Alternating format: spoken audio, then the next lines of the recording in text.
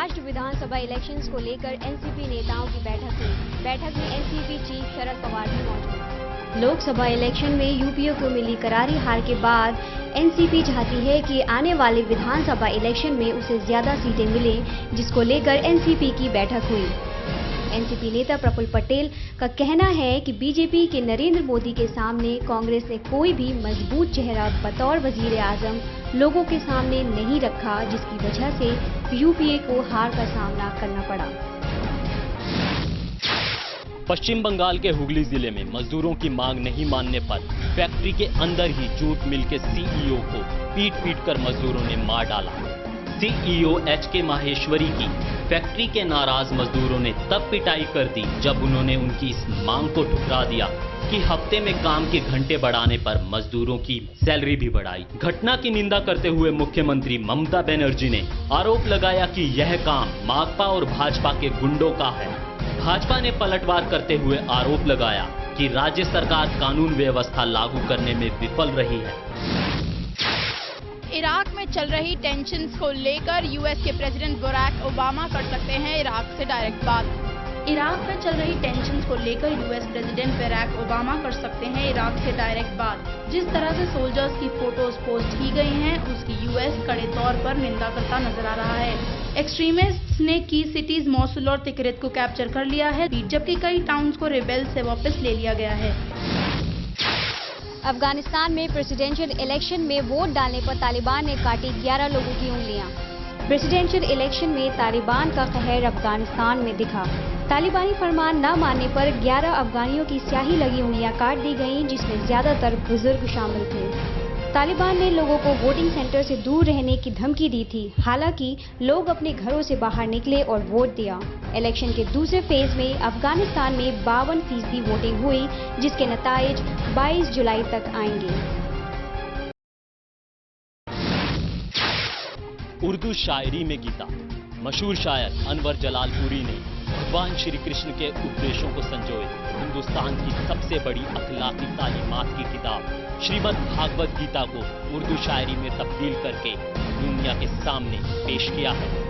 गंगा जमुनी तहजीब वाले इस देश में लोगों को रूहानी पैगाम के जरिए फायदा पहुंचाने की कोशिश के तहत इस किताब में गीता के 701 श्लोकों को 1761 अशआर में ढालकर पेश किया गया है, जिन्हें पढ़ना खुद में एक रूहानी एहसास है। जलालपुरी का कहना है कि जंग के मैदान में अपनों को दुश्मनों के तौर पर सामने खड़ा देखकर अर्जुन के जहन में पैदा हुई कश्मकश, अंतर्द्वंद और उस पर उनके सारथी भगवान श्री कृष्ण की तनकीद और तर्कों को उनकी खालिस आत्मा का पूरा लिहाज रखते हुए उर्दू के अशआर में बेहद आसान अल्फाज में भावांतरित करके किताब में उतारा गया है। दिल्ली की सड़कों पर आम आदमी तो क्या, पुलिस वाले भी नहीं है सुरक्षित। एक 25 वर्षीय दिल्ली ट्रैफिक पुलिस कांस्टेबल को कार में सवार एक यंग ड्राइवर ने कुचलकर मार दिया। बताया जा रहा है कि वारदात तकरीबन 7:30 बजे शाम की है, जब पंजाबी बाग से होते हुए एक गाड़ी जखीरा फ्लाईओवर की तरफ आ रही थी। कार ड्राइवर रमाकांत पुलिस वाले से बहस करने लगा और फिर इसी बहस में ड्राइवर ने पुलिस वाले को 150 यार्ड तक खींचते हुए लेके गया, जिसके बाद इंजरीज ऐसी थी कि मौकाए वारदात पर ही उसकी मौत हो गई। तिहाड़ जेल प्रशासन की ओर से फैशन शो का आयोजन कराया गया। दिल्ली के तिहाड़ जेल में मशहूर फैशन डिजाइनर वीना ढाका के सहयोग से फैशन शो का आयोजन किया गया, जिसमें कई पुरुष और महिला कैदियों ने जलवे बिखेरे। कैदियों द्वारा खादी का कुर्ता, रेशमी कुर्ता के साथ कई तरह की ड्रेसेस को प्रदर्शित किया।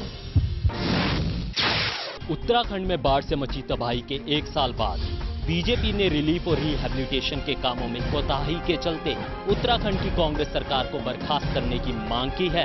कुदरत के इस कहर में जान गंवाने वाले कई लोगों के परिजनों को अब तक उनकी डेड बॉडी नहीं मिलने को बीजेपी ने राज्य सरकार की बड़ी लापरवाही माना है।